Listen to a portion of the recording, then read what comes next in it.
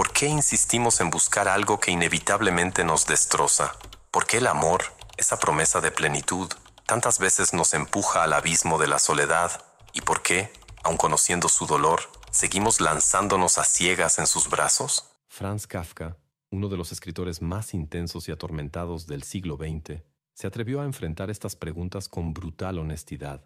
En sus cartas, novelas y confesiones más íntimas, el amor no aparece como un cuento de hadas, sino como una fuerza primitiva, devastadora, ambigua, casi cruel. No lo romantiza, lo sangra y nos advierte. Amar no es solo dulzura, también es angustia, pérdida, disolución del yo. Kafka escribió: el sufrimiento es la sustancia de la vida y la raíz de la personalidad, pues solo sufriendo nos convertimos en personas. Y en el centro de ese sufrimiento estaba el amor, un amor que deseaba desesperadamente y que al mismo tiempo temía como quien teme su propio final. Pero, seamos honestos, ¿cuántas veces nosotros mismos nos hemos sentido así? ¿Cuántas veces nos hemos paralizado por inseguridades, por el miedo a ser descubiertos en nuestra desnudez emocional? Todos, en algún momento, nos hemos preguntado, ¿será posible que alguien me ame, así como soy, con todo lo que soy y todo lo que escondo? En este video, vamos a entrar en el laberinto emocional de Kafka, no para quedarnos atrapados en él, sino para reconocer en sus delirios los nuestros. Hablaremos sobre la inseguridad, el miedo a perder la individualidad, las trampas de la idealización y ese amor obsesivo y silencioso que Kafka tuvo por la escritura, su mayor consuelo y su maldición más profunda. Tú que estás aquí, tal vez ya hayas sentido el terror de amar, tal vez hayas amado a alguien hasta perderte de ti mismo, tal vez estés tratando de entender por qué duele tanto amar y por qué es tan difícil dejar de hacerlo. Este video es para ti. Kafka no ofrece consejos ni fórmulas, pero ofrece algo más raro: verdad. Y una verdad que puede ser incómoda, pero también liberadora. Respira profundo, porque la verdad que vamos a explorar puede que no sea bonita, pero también es tuya. Kafka no tenía miedo de amar, tenía miedo de ser amado, y esa diferencia, que parece sutil, es un abismo en el que muchos caemos, en silencio. Desde joven, Kafka sintió que había algo roto dentro de él. Su padre, Hermann Kafka, era una presencia opresiva y brutal. Me aplastabas con tu simple presencia, escribió Kafka en una carta que nunca se atrevió a entregar. Su madre lo trataba con una distancia educada, como si él fuera una criatura incomprensible. Resultado, creció creyendo que el amor verdadero era algo reservado para los otros, para los normales, los completos, los dignos. Esa sensación de indignidad lo acompañó en cada intento de relacionarse. Incluso cuando alguien lo amaba, sospechaba que era un error. Con Felice Bauer, por ejemplo, intercambió cientos de cartas, compromisos de boda y postergaciones infinitas. Oscilaba entre el éxtasis y la culpa. Decía cosas como: te atormento con mi existencia, no por algo que haga, solo por existir. Imagina lo que es vivir con ese peso, creer que el simple hecho de ser quien eres ya lastima a quien amas. Y lo más inquietante, muchos de nosotros sentimos eso, aunque no tengamos el valor de admitirlo. Kafka encarnaba la tragedia de quien ama profundamente, pero cree, en el fondo, que envenena todo lo que toca. Cuando alguien mostraba afecto, él lo interpretaba como una ilusión a punto de romperse. Si la persona se alejaba, aunque fuera un poco, eso confirmaba su peor sospecha. Claro, era solo cuestión de tiempo para que se diera cuenta de quién soy en realidad. Esa inseguridad no es solo emocional, es existencial, y no le pertenece solo a Kafka. ¿Cuántas veces has intentado ser agradable para no ser abandonado? ¿Cuántas veces guardaste silencio para no incomodar? ¿Cuántas veces intentaste mostrar tu mejor versión, como si estuvieras en una audición constante para merecer amor? La verdad es que muchas de nuestras relaciones amorosas se construyen sobre una base de ansiedad. Queremos amor, pero tememos que, si alguien nos ve por completo, con nuestras fallas, debilidades, zonas oscuras, el encanto se rompa. Nos convertimos en versiones editadas de nosotros mismos, como si el amor fuera un premio para los impecables. Kafka era lo opuesto a eso. Se rehusaba a fingir. Prefería mostrar sus monstruos de entrada, pero no por valentía, por desesperación, como si dijera: mira quién soy, huye ahora, líbrame de la esperanza. ¿Era autosabotaje? Sin duda, pero también era una forma de honestidad cruda, la misma que falta en muchas relaciones actuales, donde todos fingen hasta olvidar quiénes son. Kafka veía su propia existencia como una especie de maldición amorosa, un estado de constante inadecuación, y cuando Por un momento creía que era amado. No podía sostener esa fe. Bastaba con un retraso en una carta, una palabra malinterpretada, y el mundo se venía abajo. Sus amores se convertían en tribunales invisibles, donde él era el acusado y el juez al mismo tiempo. Tal vez lo más aterrador de Kafka no sea lo que vivió, sino lo que nos revela sobre nosotros mismos, sobre cómo saboteamos los vínculos por miedo a ser abandonados y terminamos provocando exactamente el abandono que temíamos, sobre cómo anhelamos amor, pero creemos, en secreto, que no somos suficientes para merecerlo.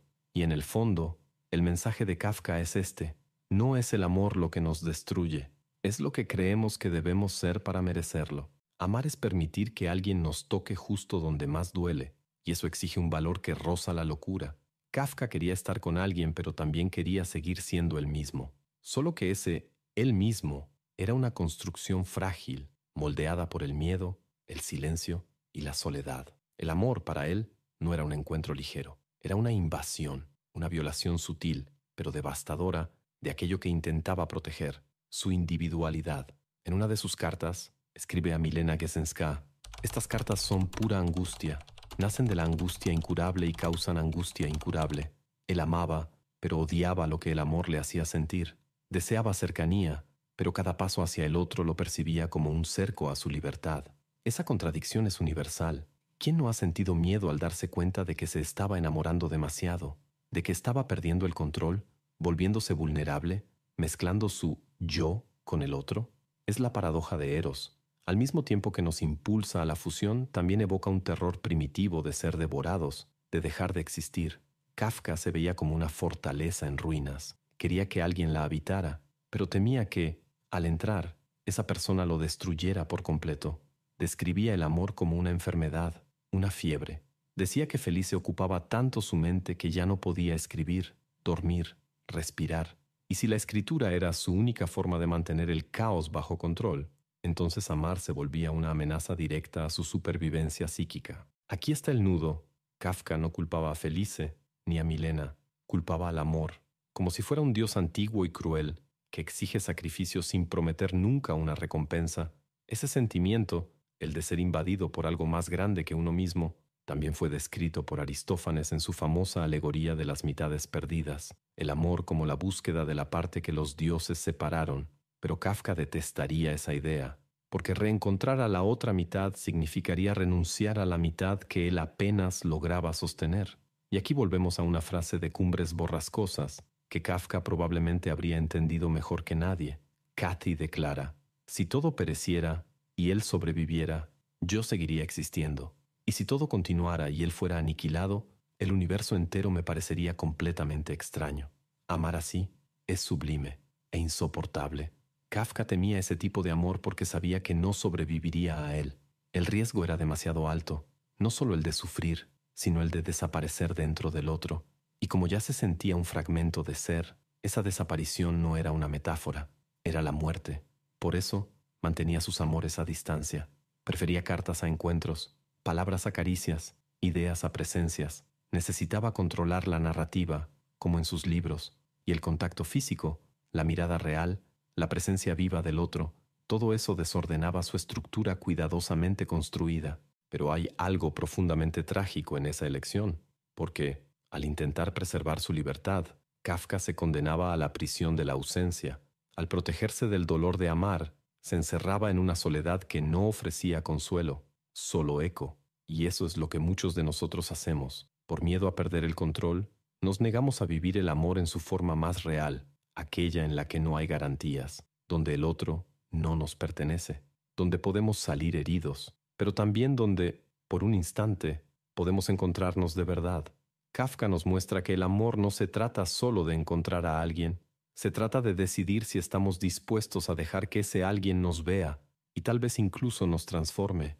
Y esa entrega, ese desarme voluntario, es una de las experiencias más aterradoras que el ser humano puede vivir, pero también quizás la única verdad que realmente vale la pena sentir. Él amó, sí, pero más que eso, imaginó el amor, con tanta fuerza que lo imaginado se volvió una cárcel. Y ese es el aviso más cruel de Kafka para los amantes. El peligro no está solo en el otro, también está en lo que construimos sobre él, y sobre todo, sobre nosotros mismos. ¿Amamos al otro o a la imagen que creamos de él? Esa es una pregunta que Kafka enfrentó con dolor y lucidez. En sus cartas, oscilaba entre la adoración y la desesperación, viendo a sus amantes a veces como seres casi celestiales y otras como amenazas silenciosas que podían destruirlo en cualquier momento. Era como si estuviera en constante batalla contra su propia imaginación, una imaginación que amaba demasiado y que, precisamente por eso, destruía todo.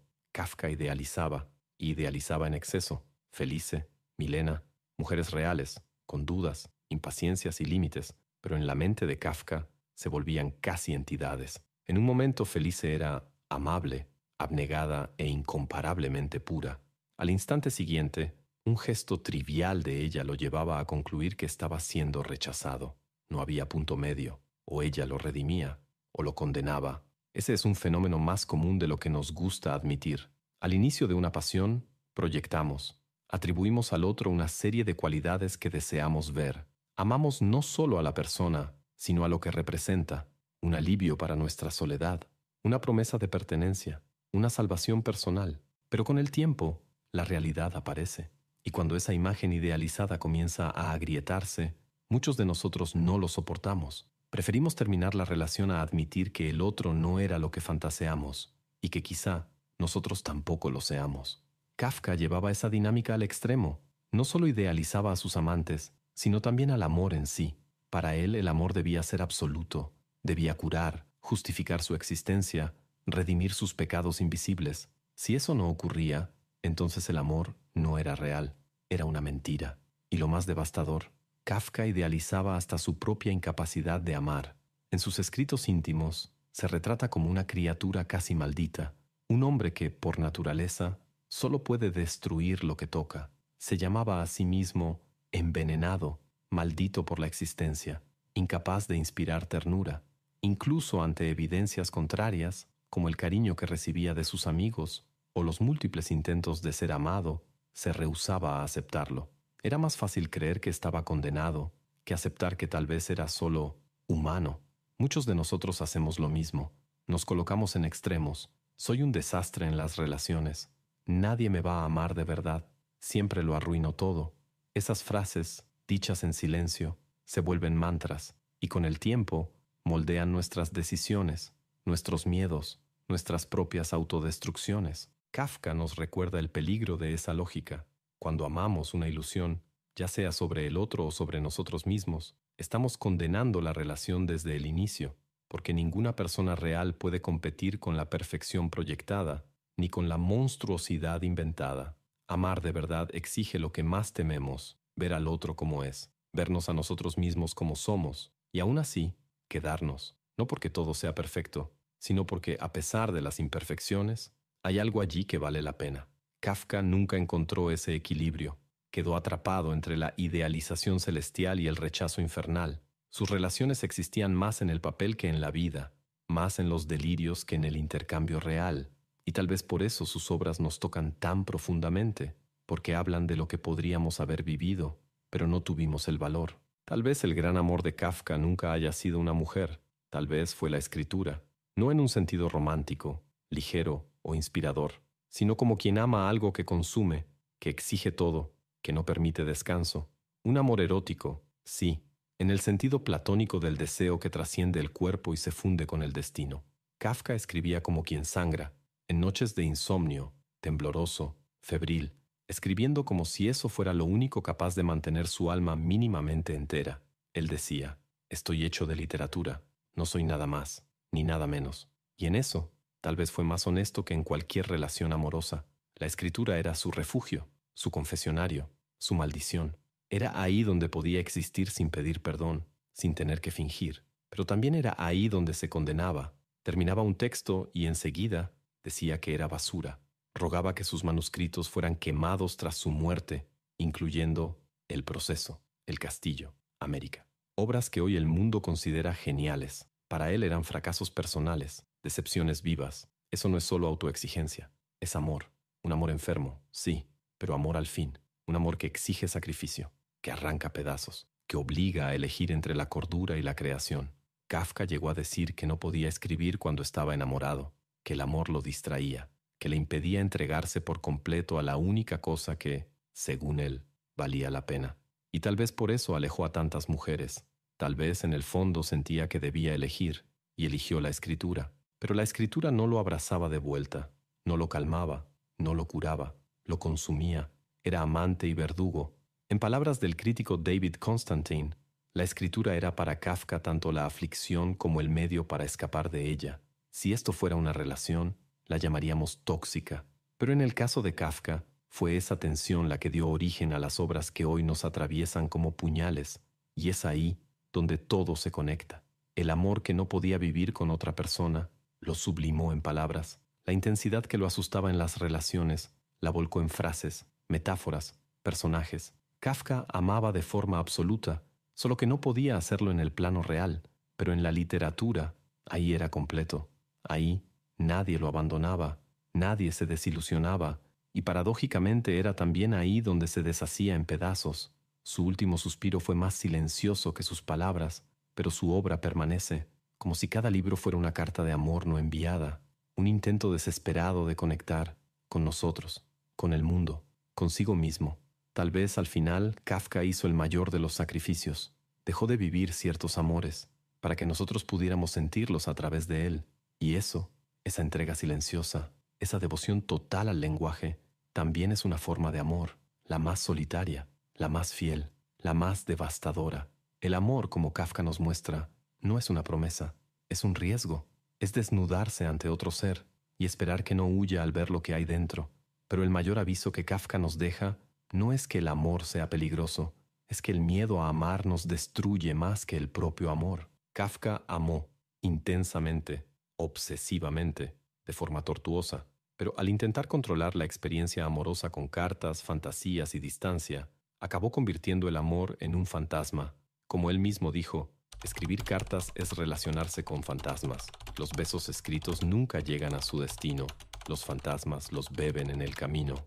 ¿Cuántas veces, en nuestras propias relaciones, también alimentamos fantasmas? ¿Cuántas veces idealizamos demasiado, exigimos demasiado, huimos demasiado?